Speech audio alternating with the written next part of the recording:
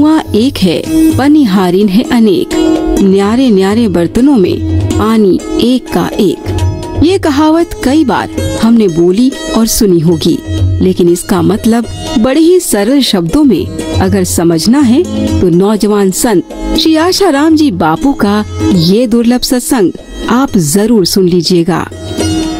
तो वेदांत कहता है कि तुम्हारा वास्तविक जीवन सर्वोपरि है। दूसरी बात देखो तो जो वृक्ष दिख रहे हो कभी न कभी गिरेंगे, जो लताएं लहला रही है वो सूखेंगी, जो पक्षी किलहोल कर रहे हैं वो एक दिन मर मिटेंगे, और जो मनुष्य दौड़ते भागते नजर आ रहे हैं वो भी एक दिन शमशान की यात्रा में समाप्त हो जाएंगे। कोई 25 में, 50 में, 60 में, 70 में, 80 में, 100 में सब सफाया होगा। बुद्धि पूर्वक समझते हैं कि परदादे चले गए, दादा चला गया, बाप चला गया, चाचा चला गया, मौसी चली गई, नानी चली गई, दादी चली गई, पिताजी चले गए, अब बड़े भाई चले गए, छोटे भाई जाने की तैयारी में, और छोटे भाई 60 साल के हुए तो 70 देखना चाहते हैं, और 70 वाला 80 का इंतजार करता है, और 80 वाला के 90 साल जी लूं। अंदर से समझता कि जाना है, लेकिन फिर भी रहना रहना रहना इसकी पुरानी मांग है। जयराम जी की। महाराज 100 साल का हो गया, वो बुढ़ा बाहर से तो कहता है कि संसार में कोई ना, पर जब मांदा पड़ता और जाने की तैयारी होती तो दवाई का सहारा, आशीर्वाद का सहारा, कुटुंब का सहारा लेकर भी 101 देखना चाहता, और 101 भी देख लिया तो 102 बनाना चाहता है। 2 भी बन गए तो 108 की माला पूरी करके फिर चलूंगा। माला पूरी हो गई फिर कहो काका क्या बात है कि बीजू कोई मरतू ज नहीं महाराज।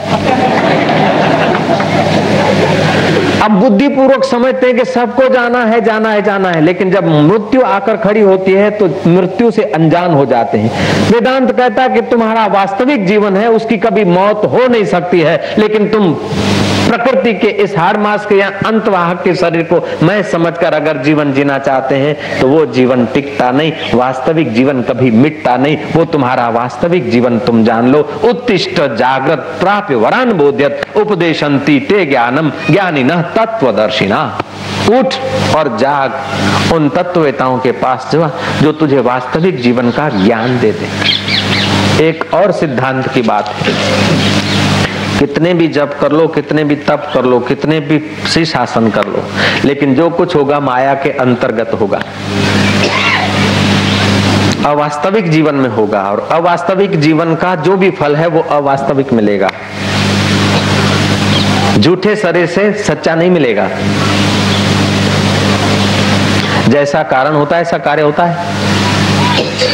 तो ये हार्ड मास से या मन बुद्धि से जो भी करोगे वो प्रकृति के साधन है, और प्रकृति से जो भी करोगे वो प्रकृति के अंतर्गत की चीज मिलेगी। लेकिन उस प्रकृति से जो करोगे उसका फल न चाहोगे तो कोई ब्रह्मवेता गुरु में श्रद्धा हो जाएगी, और ब्रह्मवेता गुरु प्रकृति से उठा के तुम्हें पार तत्व के ज्ञान में ले जाएगा, तो साक्षात्कार। और यही कारण है कि चांगदेव महाराज 1400 वर्ष के समाधि सिद्ध किए हैं, लेकिन अभी ज्ञान नहीं, आत्म साक्षात्कार नहीं। मन शक्तियां हैं, बुद्धि की शक्तियां हैं, रिद्धि सिद्धियां हैं, लेकिन जिससे सब है उस जीवन की खबर नहीं है। तो 1400 वर्ष का चेला और 22 वर्ष का गुरु, ये भारत के ज्ञान की महिमा। ज्ञानेश्वर महाराज 22 वर्ष के और चांगदेव महाराज 1400 वर्ष के। 1400 वर्ष के चेला जी शिष्य हैं और 22 वर्ष के गुरुदेव। यह है वास्तविक जीवन की खबर। 1400 वर्ष के बाद भी वास्तविक जीवन नहीं जाना है तो उनकी यात्रा अधूरी है। और जनक ने राज्य करते करते गुरु की कृपा पचा ली है, तो उनका जीवन राज्य करते करते जीवन दाता को जान लिया, जीवन सार्थक हो गया। तो एक हमारा स्वभाव है कि हम सदा रहे, ये हमारी मांग है। ये हमारे सत्य जीवन की, परमात्मा का एक नाम है सच्चिदानंद, और परमात्मा का है, अभी कहते हैं परमात्मा का है, जब साक्षात्कार होगा तो समझ लोगे कि ये हमारा ही नाम था। वास्तव में ये तुम्हारा ही नाम है सच्चिदानंद। सत्य माना सदा रहने वाला, चित्त माना तुम जड़ को भी चेतना दे रहे हो। ये खोपड़ी जड़ है, हाथ पैर जड़ है, इसमें चेतना तुम्हारी है कि नहीं?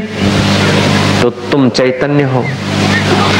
सत्य, चित्त और आनंद, आनंद तुम्हारा स्वभाव है, लेकिन वासनाओं से, अहंकार से और नकली जीवन के दबाव से तुम्हारा आनंद दब गया है। आनंद दब गया, फिर भी दिन रात जो तुम कोशिश करते हो बिना आनंद के लिए करते हो क्या? आप आनंद ही तो चाहते हो। सिनेमा किस लिए? आनंद के लिए। पैसा किस लिए? आनंद के लिए। और त्याग करके बाबा जी बने तो किस लिए? आनंद के लिए। यहाँ आए तो आनंद के लिए, और जाएंगे तो भी आनंद के लिए। तो सत्व, चित्त और आनंद। तो तुम्हारा वास्तविक जीवन सच्चिदानंद है, लेकिन शरीर का वास्तविक जीवन तन धरिया कोई न सुखिया देखा। कह रहा है आसमां ये समा भी कुछ नहीं, रो रही शबनम में ये निजारे कुछ नहीं। जिनके महलों में हजारों रंग के जलते थे फानुष, झाड़ उनकी कब्र पे है और निशान कुछ भी नहीं। जिनके नौबतों से गूंजते थे सदा को आसमां, वो चलते थे तो फूलों की वृष्टि होती थी। सुंदरिया महाराज चंवर डुलाती थी और हीरे रत्न जड़ित कंगनों से आवाज छनन छनन आता था। ऐसे राजा अब कहां गए? मर मिट गए। उनकी राख तक पहचानने में नहीं आएगी, उनकी हड्डियां तक नहीं मिल पाएगी। तो इस समय की धारा में क्या हम लोग भी ऐसे नहीं हो जाएंगे? जिनकी नौबतों से गूंजते थे सदा को आसमां, वे खुद बेदम हुए अब हूनहा कुछ भी नहीं। जिनके महलों में हजारों रंग के जलते थे फानुष, झाड़ उनकी कब्र पे है और निशान कुछ भी नहीं। और कब्र के निशान भी तो मिट गए कई। आज से 10,000 वर्ष पहले की कब्र कहाँ है? होगी 200, 500, 400, 1000 साल के पहले की। और क्या? और 2-4 हजार वर्ष के बाद ये कहाँ रहेगी? तो अभी इतना जो मंडप में हम हजारों आदमी दिख रहे हैं, क्या 100 साल के बाद हम होंगे इस रूप में?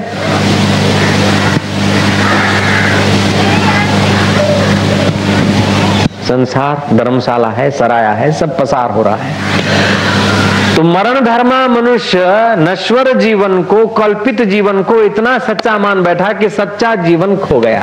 लील ने इतना प्रभाव जमाया कि पानी खो गया है, हालांकि लील पानी के आधार पर टिकी। ऐसे ये तुम्हारा मिथ्या जीवन, जो मिथ्या शरीर है, कल्पित है, बदलता है, वो सच्चे जीवन के आधार पर चल रहा है। लेकिन सच्चे जीवन का साक्षात्कार नहीं हुआ तो हम लोग इसी में उलझ रहे हैं। उलझते उलझते आए हैं, उलझते उलझते जी रहे हैं, उलझते उलझते मर जाते हैं। शास्त्रकार ब्रह्मवेत्ता तो यूं कहते हैं कि चाहे कोई एमए हो, चाहे पीएचडी हो, लेकिन सत्संग से वंचित है तो महामूर्ख है, वीआईपी कोटा का गधा है। जयराम जी की। चाहे कोई एमए हो, चाहे पीएचडी हो, लेकिन सत्संग से वंचित है तो मूर्ख है वो, वीआईपी कोटा का। क्योंकि उसको जगत ठोस भासेगा और देह को मैं मानेगा, जो उसका टिकेगा नहीं। मजूरी कर करके पश्चाताप हाथ लगेगा। तन धरिया कोई ने सुखिया देखा, जो देखा सो दुखिया रे। शरीर हमेशा, ये व्यष्टि शरीर समष्टि का लाचार रहेगा। चाहे फिर कृष्ण का हो, चाहे बुद्ध का हो, चाहे कबीर का हो, चाहे राम का हो, चाहे श्याम का हो, लेकिन ये व्यष्टि शरीर समष्टि से जुड़ा है। अब आसाराम का हो चाहे तुम्हारा हो, ये शरीर बाहर की वायु 2 मिनट न ले तो परेशान हो जाएगा। बाहर के सूर्य का संबंध सचमुच में डिस्कनेक्ट कर दे तो जी नहीं सकेगा। तो ये प्रकृति के बाह्य समष्टि से ये व्यष्टि बने हैं, तो व्यष्टि समष्टि में से बने हैं, समष्टि में जी रहे और समष्टि में विलीन होंगे। जैसे सागर में बुद्ध बुद्धे पैदा होते हैं, सागर में ही जीते हैं, सागर में ही लीन होते हैं, ऐसे ही हमारे 5 भूतों के जो बॉडी है 5 भूतों से बने हैं, 5 भूतों में जी रहे। हम बिना सूर्य के किरण जी नहीं सकते, बिना हवा के जी नहीं सकते, बिना पानी के जी नहीं सकते, बिना अन्न फल के नहीं जी सकते, बिना धरती के नहीं जी सकते। और अंत में होगा क्या कि मर भी जाएंगे तो जला देंगे। शरीर में जो जल तत्व है वो बाष्प बन के व्यापक हो जाएगा। शरीर में जो तेज तत्व है जठरा, वो अग्नि के साथ अग्नि हो जाएगी, सूर्य के किरणों में जा समाएगी। शरीर में जो वायु तत्व वायु से मिल जाएगा, तेज तत्व तेज से मिल जाएगा, आकाश तत्व जो है पोलाण वो महाकाश से मिल जाएगा, और पृथ्वी तत्व हड्डियां और राख रह जाएगी। उसको महाराज कहीं भी डाल दो, समाप्त। फिर वो कहीं फूल होकर खिल सकती है राख, और वही पानी कहीं बरस के गेहूं होकर बन सकता है, गुलाब होकर खिल सकता है, या योगी के लिए स्नान का या आचमन का भी साधन बन सकता है। हमारा ही मुर्दे का पानी बाष्पीभूत होकर न जाने किस रूप में कहां हो सकता है। तो तत्व से देखा जाए तो इस शरीर का भी वास्तविक में विनाश नहीं होता है, इसका परिवर्तन होता है। परिवर्तने नस धातु स्यात्। इसका जो जल है महाजल से मिलेगा, इसका जो तेज है महातेज से मिलेगा, फिर न जाने कौन सा खिलौना कहां बने। लेकिन हम वो नहीं रहते हैं।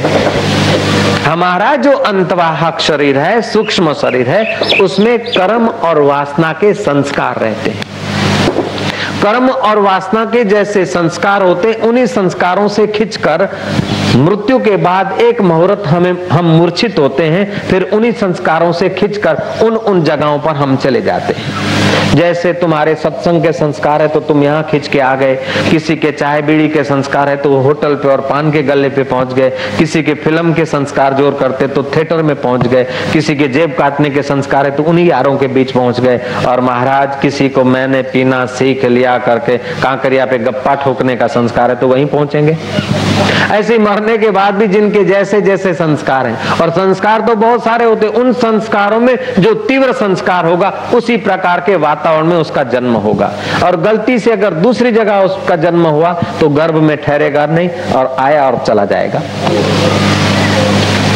आदमी मर जाता है ना, ऐसे जीव मर जाते हैं तो आकाश मंडल में स्थित होते हैं, समय पाकर चंद्रमा के किरणों के द्वारा, बरसात के बूंदों के द्वारा, हवाओं के द्वारा आकर अन्न में, जल में, फल में स्थित होते हैं। और उनके संस्कार के अनुकूल उन्हें गर्भ मिलता है तो टिक जाते हैं, और संस्कार के अनुकूल, प्रारब्ध के अनुकूल गर्भ में आ भी जाते तो टिकते नहीं और बाथरूम में चले जाते। ये मेरा लड़का है क्योंकि मेरे शरीर से जन्मा है।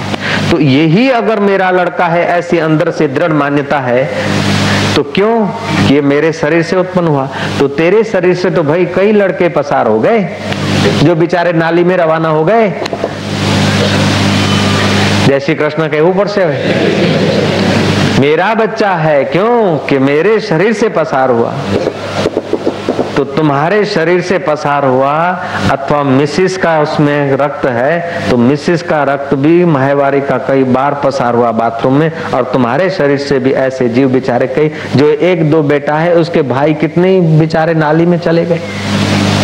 हो सकता है कि हम हमारे माता पिता के पास आए, उसके पहले न जाने किसके अंदर आए होंगे और हमारी भी तो ये हालत हुई होगी, नाली में बह चले होंगे। कितना दुख है, कितनी तुच्छता है। संभव है जब हम हैं तो हमारे भाई भी होंगे, माता पिता के शरीर से और भी तो पसार हुए होंगे, और वे बेचारे कहाँ होंगे।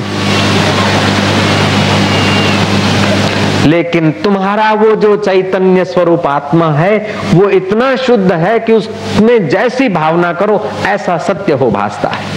इतना साफ सुथरा है जैसे आईना के आगे जैसा खड़ा कर दो वैसा ही उसमें दिखेगा।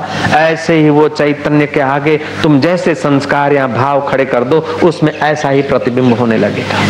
जैसे पृथ्वी में जैसा बीज बो दो और वही उत्पन्न होने लगता है, ऐसे उस चैतन्य शुद्ध परमात्मा में, असली जीवन में जैसी भावना कर दो ऐसा ही उसमें हो भासता है। इसलिए भावना करना, संकल्प करना तुम्हारे हाथ की बात है। तो कृपानाथ करने में सावधान रहो, कहीं ऐसा न करो कि तुम जंजीरों में जकड़े जाओ। करने में सावधान और होने में प्रसन्न रहो। जब करने में सावधान हो जाओगे तो होने में प्रसन्न रहना कठिन न पड़ेगा।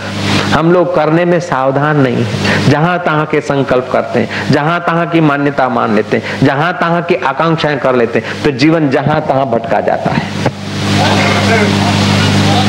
एक आदमी दवाई के दुकान में गया, बीमार था, जो सामने दवाई मिली खा लिया, जो सामने इंजेक्शन आया वो भोंक दिया, जो सामने डोज मिला वो पी लिया, तो जो होने वाला है वही हो जाएगा उल्टा सीधा।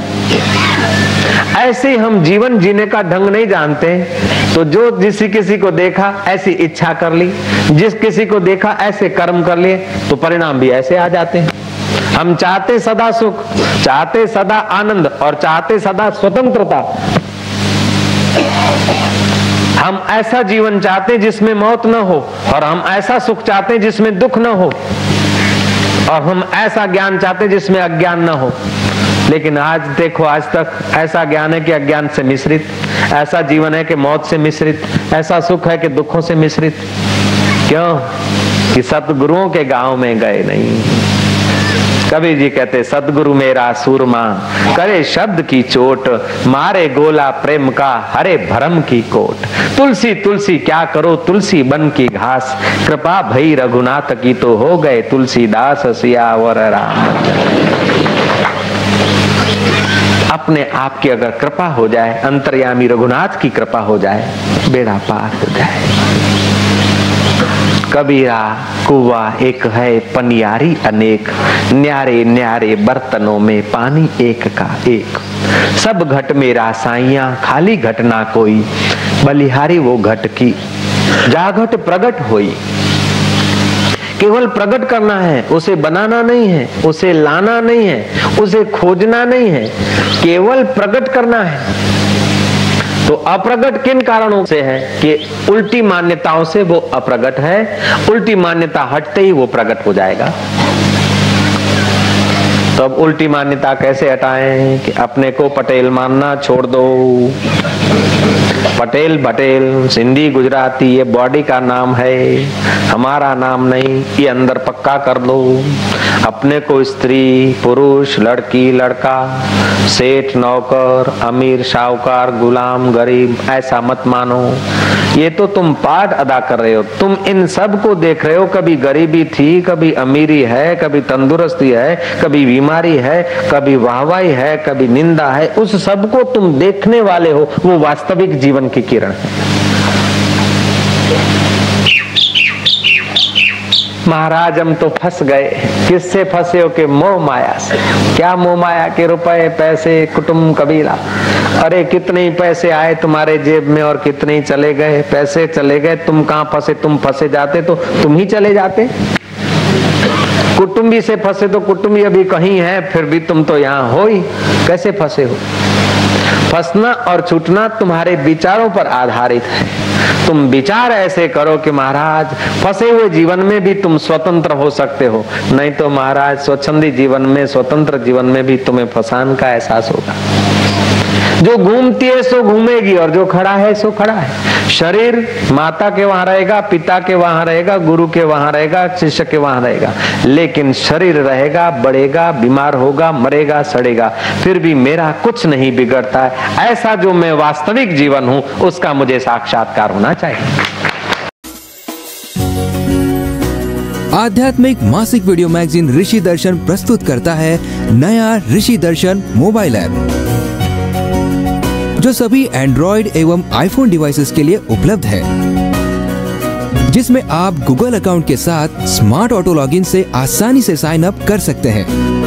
Well organized home screen, auto fill membership form, easy and secure payment, user friendly member area और क्विक सपोर्ट आदि आकर्षक फीचर्स के साथ साथ अब आप अपनों को या अपने चहेते लोगों को सदस्यता उपहार में दे सकते हैं। कनेक्ट रहे सोशल मीडिया के किसी भी प्लेटफॉर्म पर। बेहद आकर्षक फीचर्स के साथ प्रस्तुत है नया ऋषि दर्शन ऐप,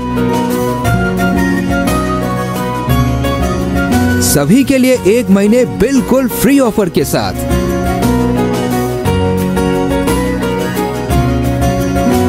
आज ही ऐप स्टोर अथवा प्ले स्टोर से डाउनलोड करें।